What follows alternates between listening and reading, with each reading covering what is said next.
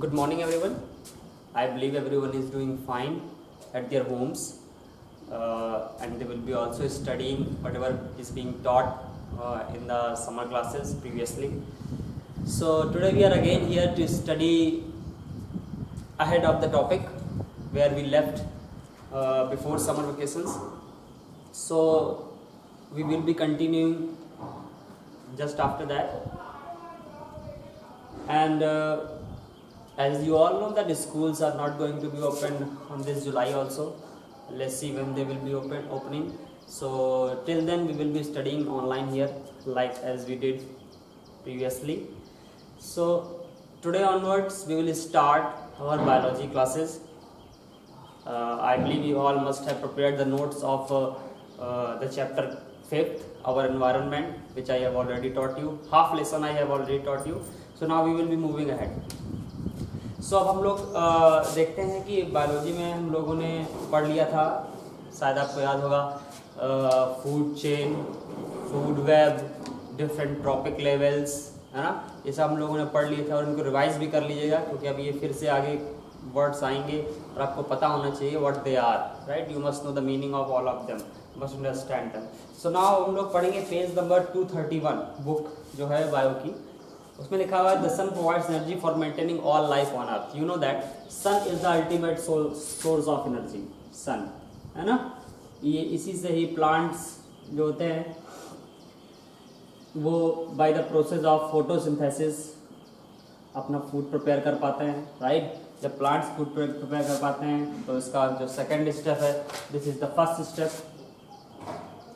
Okay, first step is this, that the plants are autotrophic. They can prepare their own food by the process of photosynthesis in the presence of sunlight and other things, you know that, right. Second step क्या आता है, these plants are then eaten by herbivorous. हम लोग उसी की बात कर रहे हैं, जैसे फूड चेन क्या sequence है ना, herbivorous plant, ये second step है. and third step क्या है, these herbivorous plants are eaten by carnivorous animals, है ना, और other carnivores are eaten by other carnivorous animals. So this is the third step. This is the food chain. मैंने आपको बताया था कि who eats whom is the food chain. कौन किसको खाता है, इसी को food chain कहते हैं, है ना. तो कुछ पॉइंट है, आप ये पढ़ लीजिएगा. फर्स्ट स्टेप में देखिए बना हुआ है diagram to show transfer energy of food. Solar sunlight है, प्लांट्स हैं, ये हेर्बिवोरस कार्निवोरस, टॉप कार्निवोरस, है ना. और ये जब इनमें से चारों कोई मरता है या डिके होता है तो उसको डिकम्पोज कर देते हैं, है ना. सो ये पढ़ चुके हैं हम लोग. सो लास्ट में लिखा हुआ है we should remember the following points for the transfer of energy in ecosystem. ये एनर्जी ट्रांसफर हो रही है, यहाँ सन से प्लांट को एनर्जी हो रही है, प्लांट से हेर्बिवोरस को हेर्बिवोरस से कार्निवोरस से टॉप कार्निवोरस को एनर्जी ही ट्रांसफर हो रही है ना. तो क्या है, energy is not created in the ecosystem, only it is converted from one form to another. पहला पॉइंट कि एनर्जी जो है वो कहीं से क्रिएट नहीं होती है, वो सिर्फ ट्रांसफर होती है from one organism to another organism, है ना. Second, there is a continuous transfer of food chain from one trophic level to next trophic level. Food chain में कंटिन्यूअस एनर्जी ट्रांसफर होती है from one trophic level to another. Producer से consumer को होगी, producer से हेर्बिवोरस को होगी, हेर्बिवोरस से कार्निवोरस को होगी, कार्निवोरस से टॉप कार्निवोरस को. कंटिन्यू एनर्जी ट्रांसफर होती है, ठीक है. तो ये सारी चीजें हैं जो आपको याद रखनी है. बाकी अभी जो मेन है वो हम लोग को आगे पढ़ना है. वो क्या है, सबसे इम्पोर्टेंट 10% लॉ. हम लोगों ने एनर्जी ट्रांसफर की बात की, है ना. एनर्जी ट्रांसफर की बात की, हम लोगों ने कहा कि एनर्जी ना क्रिएट होती है इकोसिस्टम में, but it is only transferred from one trophic level to another. तो ये कितनी होती है और क्या है ना, इसको सबसे पहले बताने वाले जो साइंटिस्ट थे वो ये पेज नंबर 233 में लिखा हुआ है, रेमंड लिंडमैन. इन्होंने एक लॉ दिया था, इसको बोलते हैं 10% लॉ. 10% लॉ. अच्छा, एक और बहुत इंपॉर्टेंट चीज है, याद रखिएगा कि आप याद बता रहे कि क्या है, जो लाइट सन से प्लांट्स में पड़ती है, सनलाइट, प्लांट्स उस लाइट का ओनली 1% यूज करते हैं, समझ रहे हैं. जैसे मान लो सन से प्लांट को 100 जूल 1000 जूल एनर्जी मिली, जा रही है, ट्रांसफर हो रही है सन से प्लांट में, ट्रांसफर हो रही है सन से यहाँ तक 1000 जूल एनर्जी आ रही है। तो जो प्लांट इसका जो यूटिलाइज करेगा वो 1000 का 1% होगा, मतलब सिर्फ 10 जूल यूज करेगा। इस चीज को ध्यान रखिए, ये फर्स्ट स्टेप में लिखा हुआ है about 1% of the sun's energy is used by the plant in the process of photosynthesis. ये बहुत इंपॉर्टेंट पॉइंट है कि 1% ही सनलाइट का यूज प्लांट करते हैं, है ना। जैसे मैंने एग्जाम्पल बताया गया, मान लो एनर्जी 1000 जूल ट्रांसफर हो रही है, तो प्लांट 1000 जूल का 1% ही सिर्फ यूज करेगा, मतलब 10 जूल ही सिर्फ यूज करेगा, ठीक है। तो एक पॉइंट है, इस पर याद रखना आप लोगों को, क्योंकि ये 10% लॉ में काम आने वाला। उन्होंने कहा था 10% लॉ में, आप देख सकते हैं लिखा हुआ है according to 10% law only 10% of energy entering a tropic level of organism is available for transfer in the next level। means मान लेते हैं एग्जांपल के लिए, जैसे कोई भी एक फूड चेन मान लेते हैं, ठीक है। मानिए ये प्लांट्स हैं, प्लांट्स को खाया मान लो डियर ने, डियर को मान लीजिए लॉयन ने, ठीक है। प्लांट्स कैसे प्रिपेयर करेंगे, यहाँ सन है, सन से सनलाइट आएगी, ठीक है।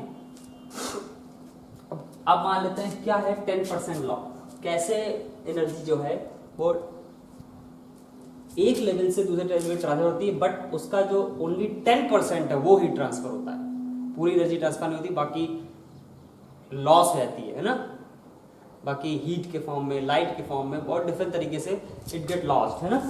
तो क्या है देखो, जैसे मान लो कि 1000 जूल ऑफ लाइट एनर्जी यहां से यहां आ रही है ना।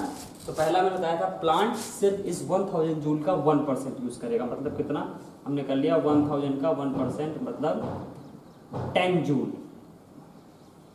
ही प्लांट एनर्जी यूज करेगा।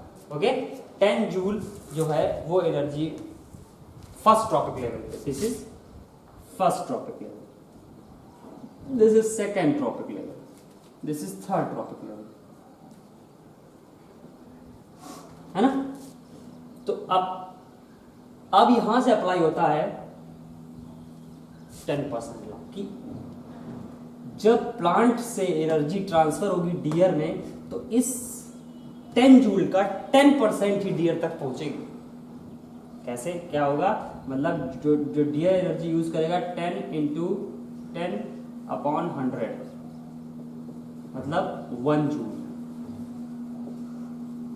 डियर तक कितनी पहुंचेगी, only 1 joule of energy is available at the second trophic level, ठीक है। थर्ड ट्रॉपिक लेवल पे इस 1 जूल का 10% मतलब 1 × 10/100 0.1 मीन्स 0.1 जूल एनर्जी यहां पहुंचे, है ना। तो this is the transfer of energy, इसी को बोलते हैं 10% law. According to this law only 10% of the previous trophic level, energy of previous trophic level is transfer to the another trophic level. ये लिखा हुआ है, इसको बहुत अच्छे से पढ़ लीजिएगा। The energy available at each successive trophic level, हर एक ट्रॉपिक लेवल पे, सक्सेसिव ट्रॉपिक लेवल में पुराने वाले ट्रॉपिक लेवल की 10% एनर्जी ही ट्रांसफर होती है, लिखा हुआ है addition 10% of the previous level, ठीक है। ये रूल दिया था रेमंड लिनमैन ने, याद कर लीजिएगा। तो इस पर कुछ सम ये एग्जाम्पल भी दिया हुआ है, इसको पढ़ लीजिएगा आपके सामने बुक में, इसको एक बार जरूर देख लीजिएगा। और कुछ इसमें सम्स भी आते हैं, जैसे लिखा है problem number 1, calculate the amount of energy available in the line the following food chain if plant have 20,000 joule of energy available from the sun। बहुत इजी है ना। 20,000 जूल मान लो अगर यहाँ से आ रहा है तो आप कर ही लेंगे इसको। 20,000 जूल मान लो सन से आ रहा है ना। तो प्लांट इसका 1% यूज करेंगे। 20,000 का 1% कितना हो गया, 1% 200 जूल। 200 जूल का 10% यहाँ आ जाएगा, फिर इसका जो 10% निकलेगा वो यहाँ आ जाएगा, है ना। तो ये फूड चेन, ये आप करिएगा, जो समझ में आए मुझसे पूछ सकते हैं, कैन आस्क फ्रॉम मी, है ना। अब देखते हैं। सो नाउ एक चीज हमें क्लियर हो गई कि जैसे ही हम लोग हायर ट्रॉपिक लेवल की तरफ बढ़ते हैं एनर्जी बहुत कम होती जाती है ना। आप देख रहे हैं प्लांट को 200 जूल मिली, प्लांट को अगर 10 जूल मिला था तो इसको 1 जूल मिला, इसको 1 जूल मिला तो इसको 0.1 जूल मिला, है ना। अगर हम और लंबी फूड चेन अगर बनाते जाएं तो एनर्जी बहुत कम हो जाएगी, है कि नहीं। उतनी एनर्जी में किसी ऑर्गेनिज्म का सर्वाइवल संभव नहीं। इसीलिए जो फूड चेन है वो लिमिटेड है। फूड चेन जो नंबर ऑफ ट्रॉपिक लेवल है means first trophic level, second trophic level, third, fourth, है ना, प्राइमरी ट्रॉपिक लेवल, इस तरह जो 4 ट्रॉपिक लेवल है वो लिमिटेड है। 4 के बाद 5, 6, 7, 8 नहीं जाते, क्योंकि अगर वो जितने लंबे होते जाएंगे उतनी कम एनर्जी पहुंचेगी लास्ट तक, और अगर कम एनर्जी पहुंचेगी तो सर्वाइव ही नहीं कर पाएंगे। That is why trophic levels in a food chain are limited. वो लिखा हुआ है the number of trophic level in food chain is limited. इसीलिए है क्योंकि 5 के बाद 5 स्टेप्स के बाद या 4 स्टेप्स के बाद एनर्जी लेवल बहुत कम होता है। जब एनर्जी लेवल बहुत कम हो जाएगा तो वहां तक एनर्जी बहुत कम पहुंचेगी और that will not be enough for the survival, है ना, इसीलिए कम होता है। अब आगे पढ़ते हैं। नेक्स्ट है आपका accumulation of harmful chemical in food chain. अब क्या है, जो हमारी फूड चेन है ना, उसमें बहुत सारे हार्मफुल मटेरियल मिल जा रहे हैं। जैसे एक मटेरियल था जिसको गवर्नमेंट ने बैन किया हुआ है, वो है डीडीटी। डीडीटी के बारे में आप जानते ही हैं, ये बना हुआ है, देखिए DDT is a common pesticide, है कि नहीं। ठीक है, तो ये हमारे फूड चेन में कैसे आ जा रहे हैं, आपको सिंपल तरीके, सिंपल सी चीज़ है। क्या है, डीडीटी को स्प्रे, डीडीटी को प्लांट्स में जो खाने वाले प्लांट होते हैं, मतलब क्रॉप्स वगैरह होते हैं, राइट, उनमें डाला जाता है। उनमें डाला गया, छिड़काव किया गया, स्प्रे किया गया। स्प्रे करने के बाद मान लीजिए पानी बरस गया, है ना, पानी बरसा या पानी डाला गया, तो वो प्लांट से उस वाटर में इंटरमिंगल हो गए और घुल के नीचे आ गए, है ना, जमीन पे आ गए। तो फिर जब ग्राउंड पे आ गए तो सॉइल ने उनको एब्जॉर्ब किया, सॉइल से वो रूट में पहुंचे, रूट से प्लांट में आ गए, और वो प्लांट में जो प्रोडक्ट होगा उसमें कहीं ना कहीं उसका ट्रेसेस होंगे, वो हमारी बॉडी तक पहुंचेंगे। दूसरा तरीका क्या है कि अगर मान लो वो प्लांट पानी जिसमें डीडीटी मिला था वो बह के नदियों या तालाबों की तरफ आ गया, है ना, और नदियों में मिल गया, वहाँ फिशेज हैं, वो डीडीटी वाले वाटर में रहने लगेंगी।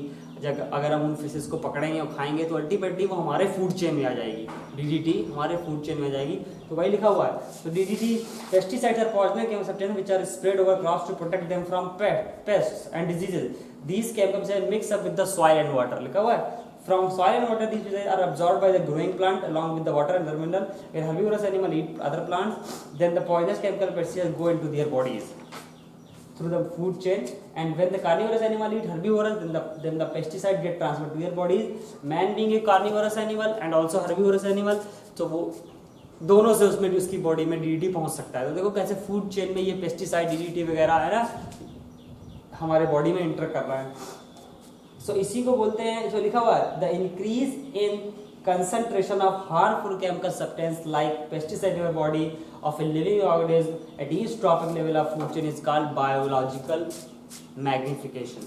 ठीक है, तो ये वर्ड याद रखना है। बायोलॉजिकल मैग्निफिकेशन क्या होता है, the increase in concentration of the harmful chemicals like DDT वगैरह, है ना, in our body in the living organism in each trophic level. हर एक ट्रॉपिक लेवल पे इसका कंसंट्रेशन अवेलेबल है, बढ़ जाता है, बढ़ रहा है। हार्मफुल केमिकल का कंसंट्रेशन जो बढ़ रहा है उसको बोलते हैं बायोलॉजिकल मैग्निफिकेशन। इस वर्ड को याद रखें, ठीक है।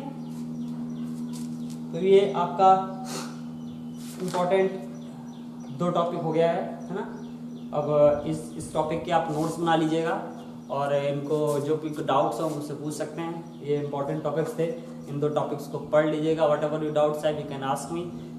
Next depletion of ozone layer को हम लोग कल करेंगे, राइट, और अच्छे से इसको पढ़ेंगे, नोट्स बनाएंगे। जब स्कूल ओपन होगा then I will check it out. So thank you for today.